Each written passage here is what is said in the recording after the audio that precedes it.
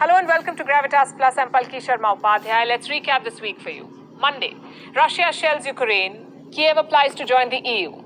Tuesday, a Russian convoy amasses outside Kiev. Ukrainian President Zelensky calls on the West to impose a no-fly zone. Wednesday, Russia says Kherson has fallen to the Kremlin. An attack on Kharkiv destroys Slovenia's consulate building. Sweden accuses Russia of airspace violation. 143 countries vote against Russia at the United Nations. Thursday, massive explosions hit Kiev. The United Nations says more than 1 million people have fled Ukraine. Where did they go? Poland, Romania, Germany, Slovakia, Russia, Belarus. Do you notice the pattern here? With every passing day, this war is becoming bigger. With every passing day, this war is pulling in more countries. Here's a thought. Can you call this a world war? Is this World War III? A British news outlet has a legit page on World War III. Currently, it is flooded with news from Ukraine. In another part of the world, an African politician says that his continent needs World War III. Apparently, it will be good for Africa. Don't ask me how. How many of you recognize this man? He is Dan Quayle, a former US Vice President. He recently said that the world is on the verge of World War III. A geopolitics experts believe we are already in World War III. Here's what Russia has to say. World War III will involve nukes. That's Russian Foreign Minister Sergei Lavrov. The British Queen reportedly has a speech prepared for World War III. This is what it says. I have never forgotten the sorrow and the pride I felt as my sister and I huddled around the nursery wireless set, listening to my father's inspiring words on that fateful day in 1939. Not for a single moment did I imagine that this solemn and awful duty would one day fall to me, but whatever terrors lie in wait for us all, the qualities that have helped to keep our freedom intact twice during this sad century will once more be our strength. The speech was originally written in 1983. This was at the height of the Cold War. It was made public in 2013. The day Russia invaded Ukraine, World War III was trending on Twitter. Brings me back to my questions. Is this World War? And is this World War III? Let's place the current war against the definitions and checklists set by history. A world war is a war that involves the whole world, or at least the majority of it. World War I, for example, involved all of these countries. As we speak, only Ukraine and Russia are fighting. The rest of the countries are not on the front line. So history won't agree if we call the war in Ukraine a world war. But here's something else that history tells us. World wars often start small. Flashback 1914. On the 28th of June, Archduke Franz Ferdinand was assassinated in Bosnia. He was the heir to the Austro-Hungarian Empire. His assassin was a Serbian nationalist. A month after the assassination, Austria-Hungary declared war on Serbia. A domino effect followed. Let's pull that map once again. Initially, only these countries were at war. More joined next year. And the year after, the United States joined the war. By 1918, almost all countries were fighting. But it all began with just 2 countries and 1 assassination. So that was World War I. What about the Second World War? Flashback 1939. Germany invades Poland on the 1st of September. 2 days later, Britain and France declare war on Germany. Once again, it has a domino effect. Before you know it, the whole world is fighting. At least 50 million people are dead. Again, it all began with one country invading another. So outbreaks need not be massive for a war to pull in more countries. Even a war between 2 countries can escalate and become a world war. World wars have clear alliances. Prominent countries are divided. World War I had the Triple Entente and the Triple Alliance. The first side had France, Russia, and Britain. The alliance had Germany, Austria-Hungary, and Italy.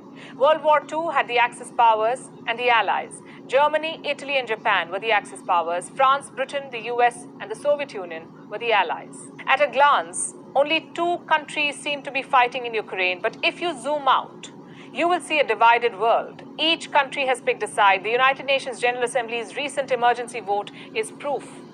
The Assembly was voting on a resolution. It called for the withdrawal of Russian troops from Ukraine. Voting for the resolution meant voting against Russia and in favor of Ukraine. 141 countries voted in favor of Ukraine. The list includes the United States, the United Kingdom, Canada, and Australia. 4 countries voted in favor of Russia: Belarus, North Korea, Syria, and Eritrea. 35 countries abstained. These countries decided to not take sides, to not get involved in a war that's neither of them making, nor theirs to fight. America, too, was in a similar position during the First World War. Initially, it kept out of Europe's war. This was until American interests started bleeding. Things changed rapidly in 1917. The war had entered its 4th year. Germany had launched a naval blockade of the UK. German U-boats or submarines were placed in key trade routes and tasked with sinking ships carrying essential supplies and raw materials. The idea was to starve Britain into surrendering. Between March 16th and 18th, German submarines sank 3 US merchant ships. There was heavy loss of life. US President Woodrow Wilson decided to declare war on Germany. Back to the war in Ukraine. Here's what's happened in the last 1 week alone. On the 2nd of March, an Indian student was killed in Ukraine. The same day, Slovenia's consulate building in Kharkiv was bombed. On the 3rd of March, Sweden accused Russia of airspace violation. The same day, Ukraine said it is welcoming foreign fighters. On the 4th of March, Russia put the entire continent in danger by attacking a nuclear power plant.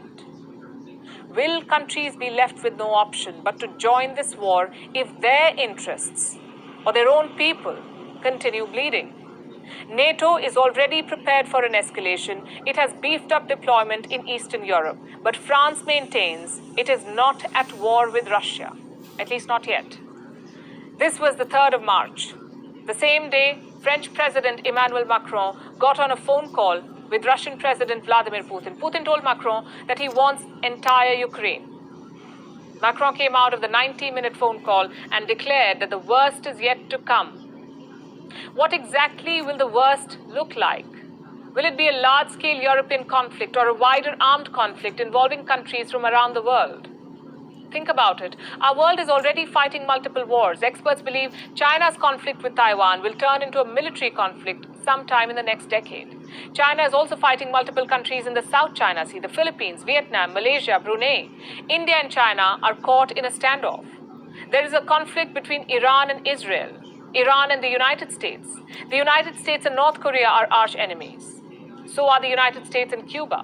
There is also a war in Syria, a war in Yemen. Israel and Palestine are fresh out of a bloody battle. The United Arab Emirates was recently hit by missiles. It is hard to rule out that countries or non-state actors will seize on a distracted world and pursue their geopolitical dreams.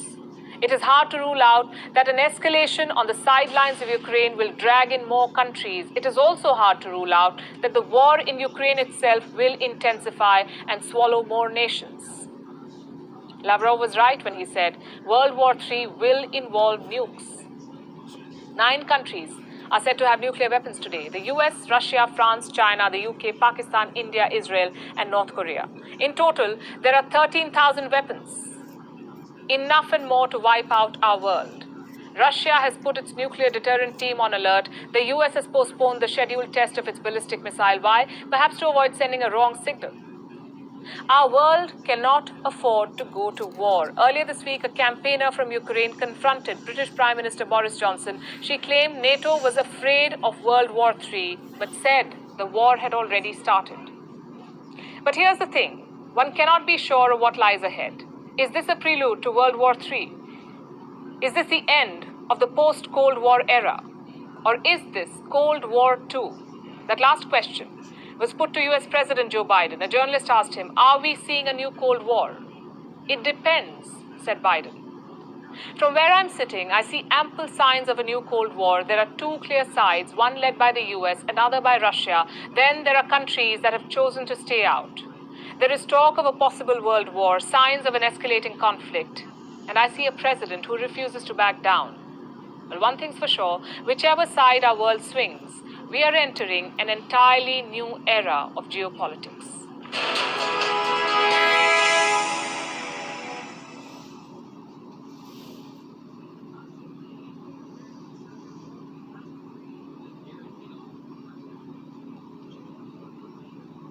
Child prodigy destroys dashcam market with cheap homemade car security camera.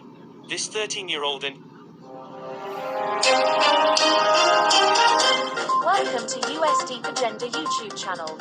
The conflict in Ukraine is gaining momentum. The resistance of the Ukrainian army is also getting stronger on the coastline.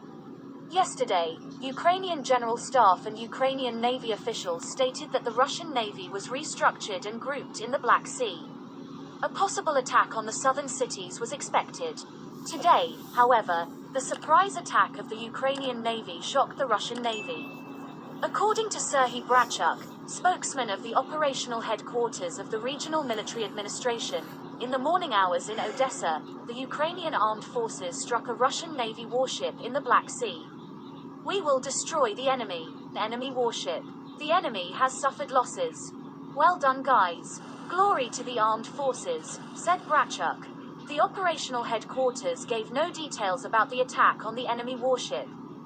"There's no confirmation yet if it's a patrol ship or a rocket boat, but it's definitely a minus ship," Brachuk said. Meanwhile, the US Secretary of Defense has ordered the deployment of 500 more US troops to Europe. Defense Secretary Lloyd Austin has ordered the deployment of additional troops and US military assets to different parts of Europe to further support US NATO allies during Russia's ongoing invasion of Ukraine, a senior US defense official told reporters on Monday.